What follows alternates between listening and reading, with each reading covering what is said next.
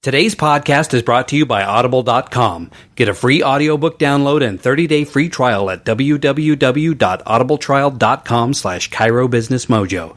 Over 180,000 titles to choose from for your iPhone, Android, Kindle, or MP3 player. Welcome to the Chiro Business Mojo podcast, where we deconstruct the methods, marketing, and mindset of successful business people and chiropractors from around the world. And now your host, Dr. Richard Day. Hello, I am Dr. Richard Day, and this is the Chiro Business Mojo podcast. Thank you once again for spending some of your very valuable time with us. Today I am going to talk about the concept of an avatar, and I don't mean the James Cameron film with the blue aliens. I am talking about your customer avatar or your ideal patient. And this is a term that is new to me at least, that I started hearing just in the last few years, and usually it pertains to internet marketing, but I think that it's so valuable. It's something that we have started to do, and what it really is it is a profile of your ideal patient. So what I want to do today is take you through an ideal avatar. Now, an avatar isn't the same thing necessarily as a patient type. And what I mean by that is you might have PI patients, Medicare patients. Those are very general. This is more specific. So they are related, but I would say that an ideal avatar is actually within that broader category. So you may have an avatar of your ideal Medicare patient, but within that is going to be a narrower focus on this particular person or this avatar. So I'll take you through that today. So the first thing you want to do when you're establishing an avatar, I name them, and I'll even take it one step further. Go online and find a picture of any person, random, I don't care, and put it on, paste it onto your Word document, and that is going to be this person. So our ideal avatar is Kate. She is 32 years old. She's a female. She's married and she has 2 kids. She's college educated with a degree, but she stopped working when she had kids, and she's been out of work for a couple of years. But that's fine, because her husband makes about $75,000 to $90,000 a year, and so money is not a problem. They seem to do just fine. In fact, he's in line for a promotion.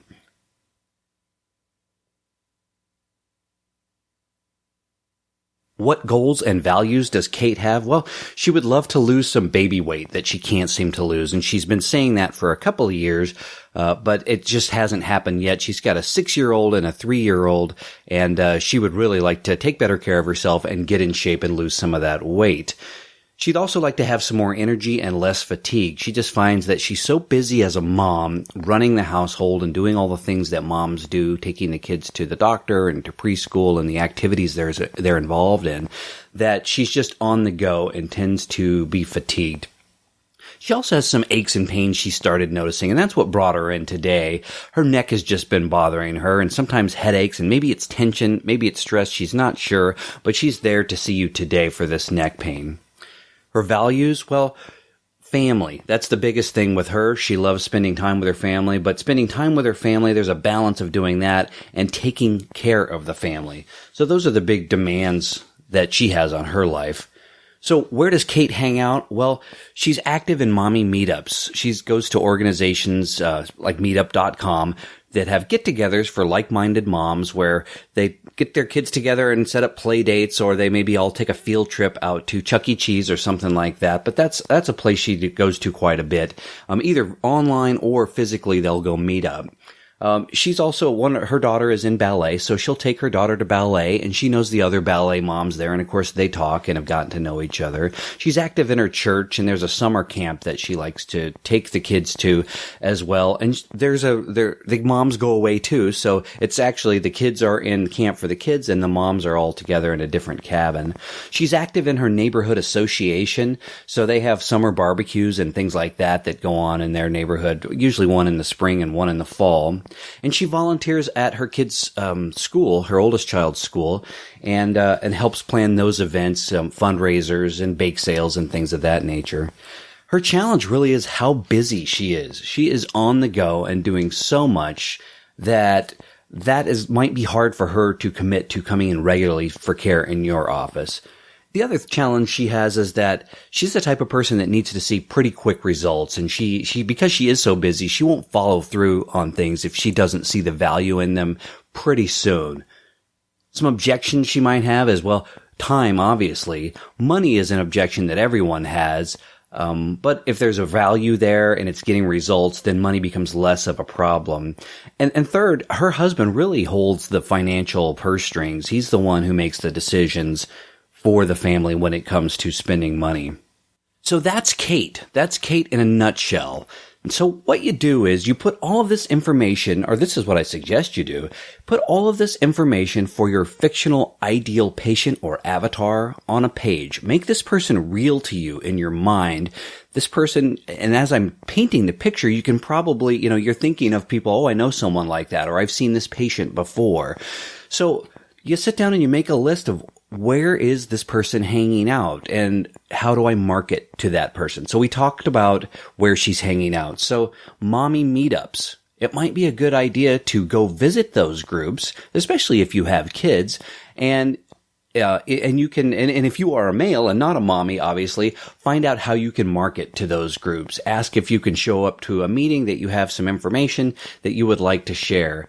The ballet dancer, she's going to these events for the child. Maybe it's at a dance studio or at the rec center, but go visit those locations and find out, come up with ways that you can do some marketing. It might be creating a poster and hanging it. It might be, in the past, we've done things like having handouts printed out. She's active in her neighborhood association. Well, oftentimes neighborhood associations want sponsorship. Sometimes they just want, if you give them a coupon for a free massage or something like that they can have in a raffle for their summer barbecue. But that is a way to get in and around people like Kate and meet her and the people she associates with.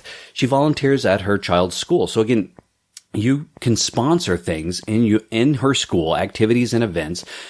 Schools, especially these days, sadly, are really short of funds. And so any way that you can help sponsor events in school and take that financial burden or ease some of it at least is very helpful. And it's a great way to meet this person, Kate, and be in and around the world in which she lives.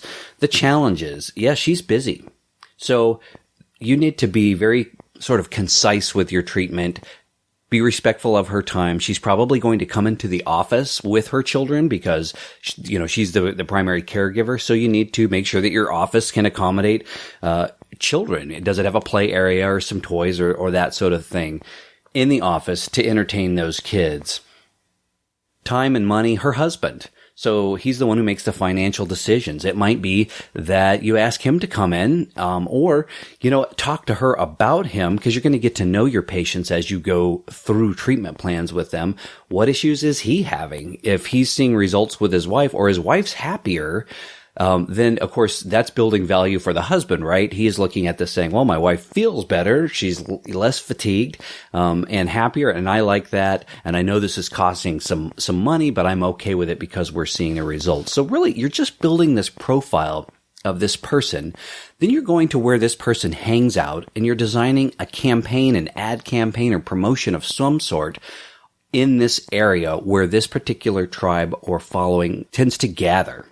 Now, Kate is one example of one type, but you may have someone who's a completely different avatar, who is a CrossFitter, who is in completely different social circles, who doesn't have children. You might want to design your ideal Medicare avatar. Where is this person going? What are they doing? What clubs do they belong to? There's just the student athlete, the weekend warrior. There are many different types, but what happens is you start mapping this out and you really start thinking, going through those questions, thinking through them. Where is this person? What are they doing? And how can I reach them? And you'll start coming up with ideas, putting together marketing campaigns based on that. I think a lot of us, you'll say, well, I do mailers.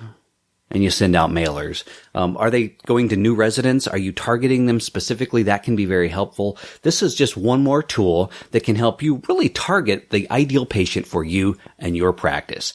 We hope this has been helpful to you. I know it has been in our practice. So go out there and have a great day, and we'll catch you next time. Psst. Hey, this is Dr. Day. I hope you are enjoying the show. If you are, please do us a favor and jump on over to iTunes to subscribe, rate, and review. Thanks. Thanks for listening to the Chiro Business Mojo podcast at www.chirobusinessmojo.com.